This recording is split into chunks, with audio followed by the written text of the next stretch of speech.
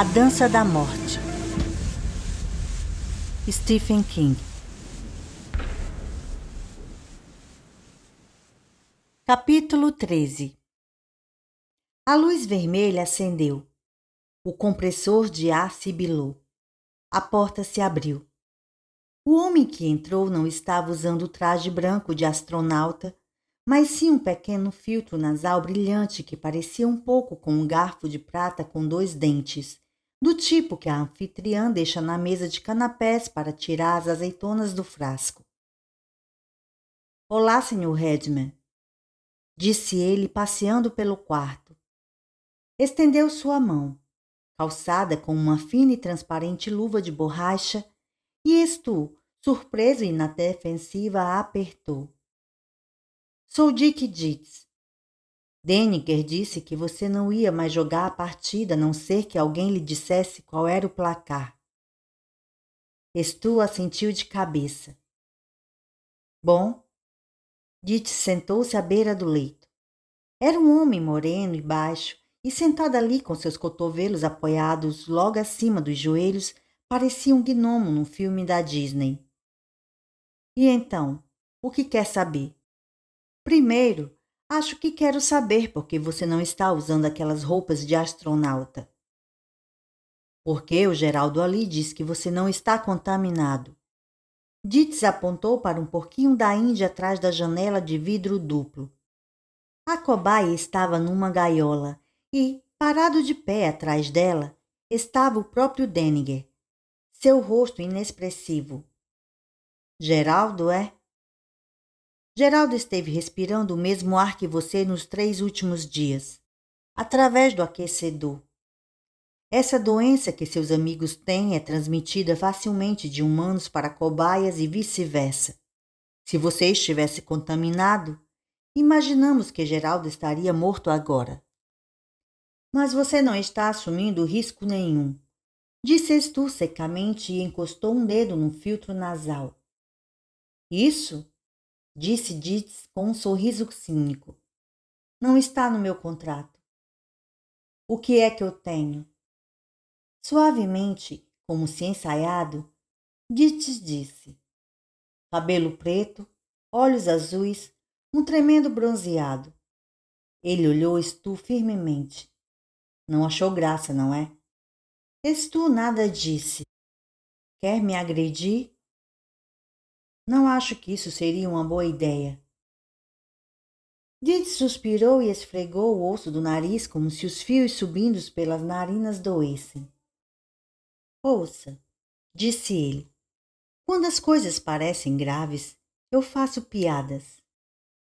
Algumas pessoas fumam ou mascam chicletes.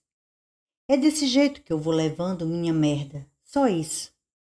Não duvido de que existam montes de pessoas que têm métodos melhores. Quanto ao tipo de doença que vocês pegaram, bem, até onde Deniger e seus colegas foram capazes de apurar, você não tem nada, afinal. Stu assentiu, impassível.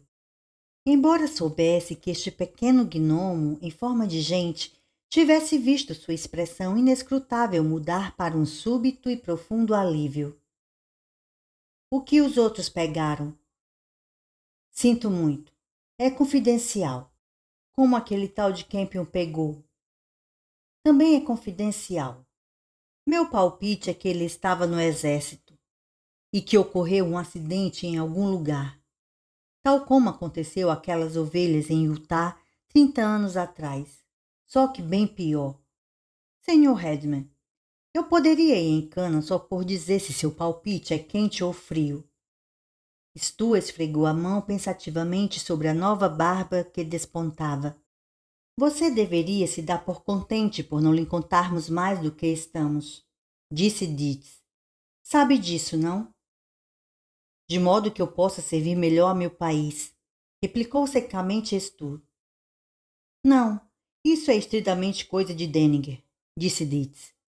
No esquema geral das coisas, eu e Deniger somos gente miúda, mas Deniger é ainda menor do que eu. Ele é uma pequena peça da engrenagem, nada mais. Há uma razão mais pragmática para você ficar feliz. Você também é confidencial, sabe? Você desapareceu da face da terra. Se viesse a saber mais, os maiorais poderiam decidir que a coisa mais segura seria você desaparecer para sempre. Stu não disse nada. Estava atônito. Mas não vim aqui para ameaçá-lo. Desejamos muito a sua cooperação, Sr. Redman. Precisamos dela. Onde estão as outras pessoas com quem vim para cá? Dietz tirou um papel de um bolso interno. Victor Balfrey, falecido. Norman Brett, Robert Brett, falecidos. Thomas Wanamaker, falecido. Ralph Hodges, Beth Hodges, Cherry Hodges, falecidos. Christian Ortega, falecido. Anthony Leomister, falecido. Os nomes desfilavam na mente de Stu. Chris, o atendente do bar. Ele sempre mantinha uma espingarda de canos cerrados, carregada de chumbo, debaixo do balcão. E o caminhoneiro que achasse que Chris estava só brincando quanto a usá-la era candidato a ter uma grande surpresa. Tony Leomister, que dirigia aquele enorme caminhão com um rádio de faixa do cidadão sob o painel.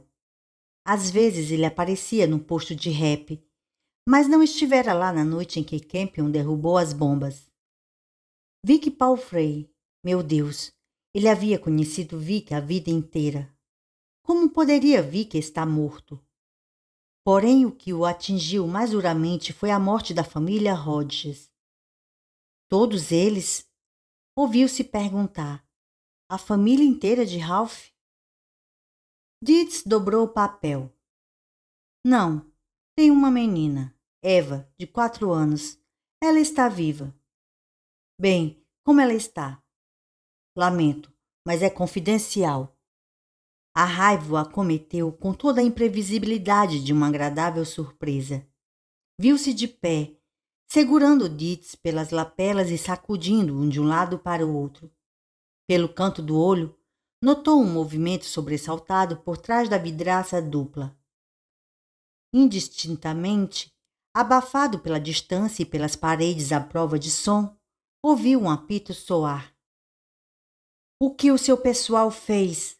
Gritou ele. — O que vocês fizeram? O que foi, em nome de Cristo, que vocês fizeram? Senhor Redman. E então, que porra o seu pessoal fez? A porta se abriu sibilando. 3 homens parrudos em uniformes verde-oliva entraram. Todos usavam filtros nasais. Dietz olhou para eles e gritou. — Caiam fora daqui, porra! Os 3 pareceram indecisos. — Nossas ordens! Caiam fora daqui! Isto é uma ordem! Eles se retiraram. Dietz sentou-se calmamente na cama. Suas lapelas estavam amarrotadas e o cabelo caía sobre a testa. Isso foi tudo. Ele olhava sereno para Stu, até mesmo compassivo. Por um momento dramático, Stu pensou em rasgar seu filtro nasal, mas depois se lembrou de Geraldo. Que nome idiota para um porquinho da Índia! Um desespero cego o atingiu como água fria. Sentou-se. Puta que pariu! Murmurou. Preste atenção, disse Dietz. Não sou responsável por você estar aqui. Tampouco Denick ou as enfermeiras que vieram medir sua pressão arterial. Se houver alguém responsável, foi Campion, mas você também não pode jogar toda a culpa nele. Ele fugiu, mas naquelas circunstâncias, você teríamos feito o mesmo. Houve uma falha técnica que permitiu que ele escapasse. A situação existe. Estamos tentando lidar com ela, todos nós. Mas isso não nos torna responsáveis. Então quem é? Ninguém, disse Dietz e sorriu. Neste caso, a responsabilidade se espalha em tantas direções que é invisível. Foi um acidente. Poderia ter acontecido de inúmeras outras maneiras. Um acidente, disse Stu, a voz quase um sussurro. E quanto aos outros? Happy e Hank Carmichael. E Lila Bruett. E seu filho Luke? Monte Sullivan? Confidencial, disse Dietz. Vai me sacudir um pouco mais? Se isso o fizer sentir-se melhor, vá em frente. Stu não disse nada, mas o jeito como olhava para Dietz o fez de repente baixar os olhos e começar a remexer os vincos de sua calça. Eles estão vivos, disse, e você vai poder vê-los em breve. E quanto a Arnett? Em quarentena. Quem está morto lá? Ninguém. Está mentindo. Lamento que pense assim. Quando vou sair daqui? Não sei. Confidencial? Perguntou Stu amargo. Não, simplesmente não se sabe. Você não parece estar afetado pela doença. Queremos saber por que não a pegou. Então iremos todos para casa. Posso fazer a barba? Está coçando. Dietz sorriu. Se permitir que Denning recomece a fazer seus testes, mandarei alguém vir barbeá-lo imediatamente. Posso me barbear sozinho. Faço isso desde os 15 anos. Dietz sacudiu a cabeça firmemente. Acho que não. Stu sorriu secamente para ele. Receia que eu corte minha garganta? Vamos apenas dizer... Stu o interrompeu com uma série de tossidas ásperas e secas, contraindo-se com a intensidade delas. Dietz reagiu como se tivesse levado um choque. Ele pulou da cama como uma bala e atravessou a câmara de compressão, com seus pés mal parecendo tocar o solo. A seguir, estava remexendo o bolso em busca da chave quadrada para enfiá-la na fenda. Não se preocupe, disse Stu suavemente. Eu estava fingindo. Dietz virou-se lentamente para ele. Agora seu rosto tinha mudado. Seus lábios estavam comprimidos de raiva, os olhos vidrados. Estava o quê? Fingindo, disse Stu, seu sorriso se alargando. Dietz deu 2 passos inseguros em sua direção. Seus punhos se fechando. Abriram-se. Depois se fecharam de novo. Mas por quê? Por que você faria uma coisa dessas? Sinto muito, disse Stu sorrindo. É confidencial. Seu merda filho da puta, disse Dietz com suave espanto. Prossiga. Vá em frente e diga a eles que podem fazer seus testes. Naquela noite ele dormiu melhor do que tinha dormido desde que o levaram para aquele lugar e teve um sonho extremamente vívido. Ele sempre havia sonhado bastante. Sua esposa se queixava por ele dizer bobagens e resmungar durante o sono, mas nunca tivera um sonho como aquele. Estava de pé numa estrada rural, no local exato onde o asfalto negro cedia lugar à terra branca como um osso. Um escaldante sol de verão estava se pondo. Em ambos os lados da estrada havia plantações de milhos que se estendiam a perder de vista. Havia uma placa, mas estava empoeirada e ele não conseguiu ler. Havia um som de corvos, ásperos e distantes. Nas proximidades, alguém estava dedilhando um violão. Vi que Palfrey era bom em dedilhar e tirava um belo som. Este é o lugar onde eu devia ir, pensou Stu vagamente. Este é o lugar, certamente. Qual era a melodia? Beautiful Zion? The Fields of My Father's Home? Sweet By and By? Ele se lembrava de algum hino do tempo de infância, algo que associava com imersão plena e almoços ao ar livre, mas não conseguia se lembrar exatamente qual. Então a música parou. Uma nuvem cobriu o sol. Ele começou a ficar com medo. Começou a sentir que havia alguma coisa terrível, alguma coisa pior do que peste, fogo ou terremoto. Alguma coisa estava em meio ao milharal e o observava. Alguma coisa escura estava no milharal. Ele olhou e viu 2 olhos vermelhos ardentes longe nas sombras, atrás do milharal. Aqueles olhos o encheram do horror paralisante e desesperado que a galinha sente pela doninha. Ele pensou, o homem sem rosto. Ah, meu Deus! Ah, meu Deus! Não! Então o sonho se desvaneceu e ele acordou inquieto, desconjuntado e aliviado. Foi ao banheiro e depois até a janela. Olhou para a lua lá fora. Voltou para a cama, mas levou 1 hora até que o sono voltasse. Todo aquele milho, pensou sonolento. Deve ter sido Iowa ou Nebraska, talvez o norte de Kansas. Mas em toda a sua vida, jamais estivera em qualquer destes lugares. Capítulo 14. 15 para a meia-noite.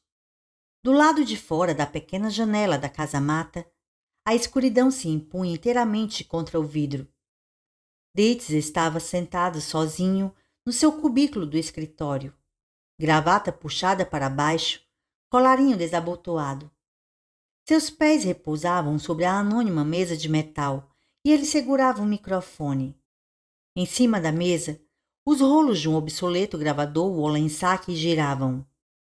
Aqui é o Coronel Dietz, disse ele, lotado na instalação de Atlanta, código PB2.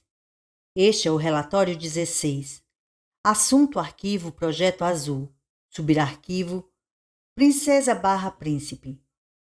Estes relatórios, arquivo e subarquivo, são altamente secretos. Classificação 223. Acesso restrito.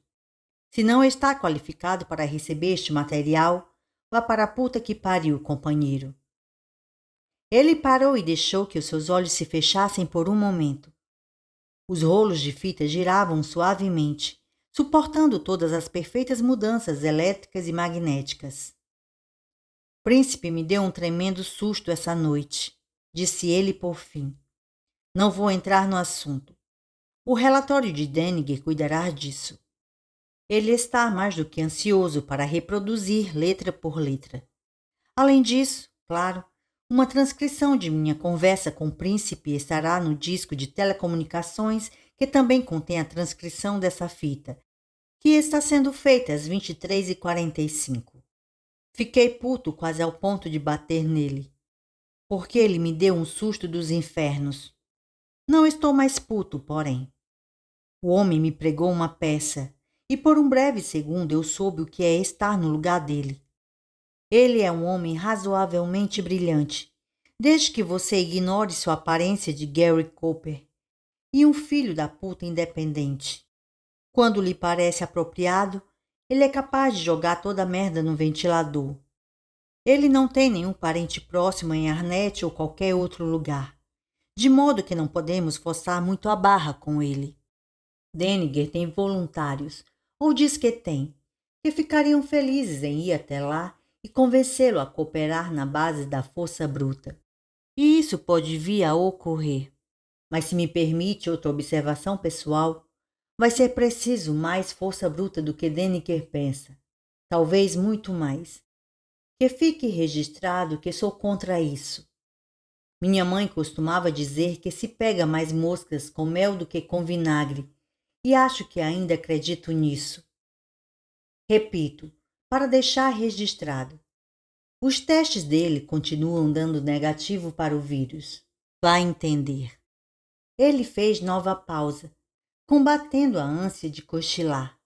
Nas últimas 72 horas só tivera 4 de sono. Registros a partir das 22 horas, disse ele formalmente e pegou da mesa uma folha de relatório. Henry Carmichael morreu enquanto eu estava falando com o príncipe. O policial Joseph Robert Brandwood morreu meia hora atrás. Isso não vai estar no relatório do Dr. D, mas ele só faltou cuspir maribondos por causa dessa. Brentwood exibiu uma súbita resposta positiva à vacina tipo... Ele remexeu os papéis. Aqui está. 63A3. Veja o subarquivo se desejar. A febre de Brentwood cedeu. Os inchaços característicos nos gânglios diminuíram. Ele relatou fome e comeu um ovo poché e uma torrada sem manteiga. Falou de modo racional, Quis saber onde estava e assim por diante, Scooby-Dooby-Doo. Depois, por volta das 20 horas, a febre voltou violentamente. Delírio. Ele rompeu as correias em seu leito e ficou girando pelo quarto, gritando, tossindo, expelindo muco, essa coisa toda. Depois caiu e morreu. Cabum. A opinião da equipe é de que a vacina o matou. Fez com que se sentisse melhor por um momento, mas ele estava piorando de novo antes mesmo que ela o matasse. Portanto, tudo de volta à estaca zero. Fez uma pausa. Guardei o pior para o final. Podemos tirar a princesa da categoria confidencial e voltar a tratá-la simplesmente como Eva Rogers. Branca, 4 anos de idade. Sua carruagem de luxo voltou a ser uma abóbora e um bando de ratos no final dessa tarde. Ao olhar para ela, você a acharia perfeitamente normal, nem sequer uma fungadela. Está abatida, é claro, pela perda da mãe. Afora isso, parece perfeitamente normal. No entanto, ela contraiu a doença. Sua pressão sanguínea após o almoço apresentou uma queda. Depois um aumento. O que é parcialmente a única forma decente de diagnóstico que Deniger conseguiu até agora. Antes da ceia, Deniger mostrou-me os slides do escarro dela, como um incentivo à dieta. Os slides do escarro são realmente de primeira, pode crer, e eles são repugnantes, com aqueles germes que parecem uma roda de carroça, e que ele diz que não são realmente germes coisa nenhuma, mas incubadores. Não consigo entender como ele pode saber onde essa coisa está, a aparência dela, e mesmo assim não ser capaz de detê-la. Ele me passa um monte de jargão, mas creio que tão pouco entende. Dietz acendeu um cigarro. Portanto, onde estamos essa noite? Estamos diante de uma doença que tem vários estágios bem definidos, mas algumas pessoas podem pular um estágio. Algumas pessoas podem regredir um estágio. Outras podem fazer as duas coisas. Algumas pessoas permanecem em um único estágio por um tempo relativamente longo e outras disparam para os 4 como se estivessem num trenó a jato.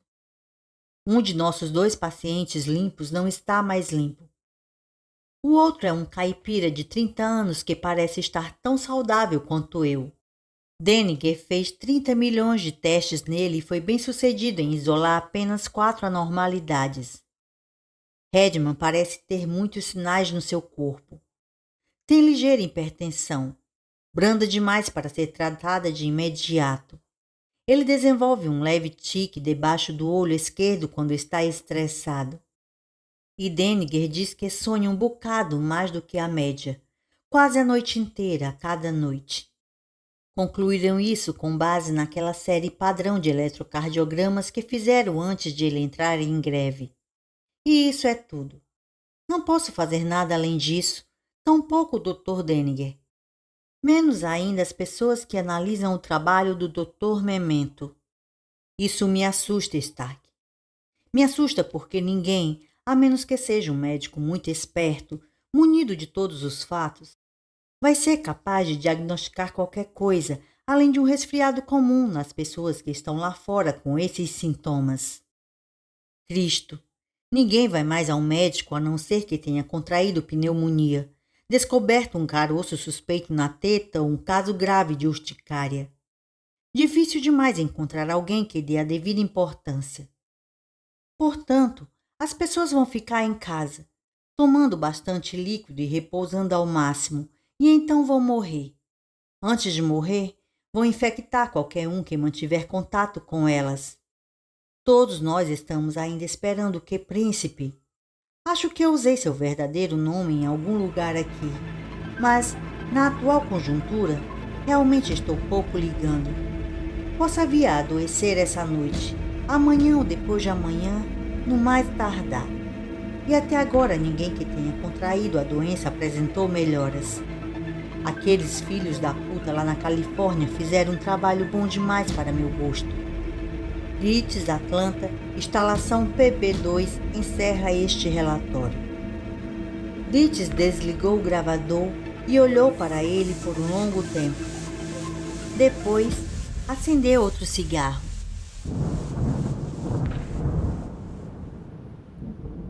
Capítulo 15. 2 minutos para meia-noite. Pat Gree, a enfermeira que estivera tentando medir a pressão arterial de Stu quando ele entrou em greve, estava folheando o último número da revista McCall's no posto das enfermeiras e esperando a hora de monitorar o Sr. Sullivan e o Sr. Hampscombe. Happy ainda estava acordado, assistindo ao programa do Johnny Carson, e não seria nenhum problema. Ele gostava de mexer com ela sobre quão difícil seria beliscar seu traseiro através do macacão branco. O Sr. Hampscombe estava assustado, mas se mostrava cooperativo. Não era como aquele pavoroso Stuart Redman, que se limitava a olhá-la sem dizer o que quer que fosse. O Sr. Hampscombe era o que Pat Gree considerava um boa praça. Até onde lhe interessava, todos os pacientes podiam ser divididos em 2 categorias: boas praças e velhos paspalhões. Pat, que quebrara uma perna patinando quando estava com 7 anos e nunca mais passara um dia de cama desde então, tinha muita pouca paciência com os velhos paspalhões. Ou a pessoa estava realmente doente sendo boa praça, ou era um velho paspalhão hipocondríaco, inventando problemas para uma pobre garota trabalhadora. O Sr. Sullivan estaria adormecido e acordaria mal-humorado. Não era culpa dela ter de acordá-lo, e achava que o Sr. Sullivan entenderia. Deveria simplesmente sentir-se grato por estar recebendo o melhor tratamento que o governo podia oferecer e tudo de graça, ainda por cima. E lhe diria isso se começasse de novo essa noite a ser um velho paspalhão. O relógio marcava meia-noite. Era a hora de ir. Ela deixou o posto das enfermeiras e caminhou pelo corredor rumo ao quarto branco, onde iria primeiro ser vaporizada e depois vestir seu traje especial. A meio caminho, seu nariz começou a coçar. Ela tirou um lenço do bolso e espirrou levemente 3 vezes. Guardou o lenço. Concentrada em lidar com o rabugento Sr. Sullivan, não deu muita importância aos espirros. Era provavelmente algum tipo de alergia. A diretriz no posto das enfermeiras que dizia em grandes letras vermelhas: relate quaisquer sintomas de resfriado, não importa quão leves sejam, e imediatamente ao seu supervisor, sequer passou por sua cabeça. Estavam preocupados que, fosse qual fosse a doença daquela pobre gente do Texas, ela pudesse se espalhar para fora dos quartos lacrados. Mas ela também sabia que era impossível, até mesmo para um vírus microscópico, insinuar-se para dentro do ambiente protegido dos trajes brancos especiais. Não obstante, a caminho do quarto branco ela infectou um servente, um médico que já estava de saída do plantão e outra enfermeira que fazia suas rondas de meia-noite. Um novo dia estava começando.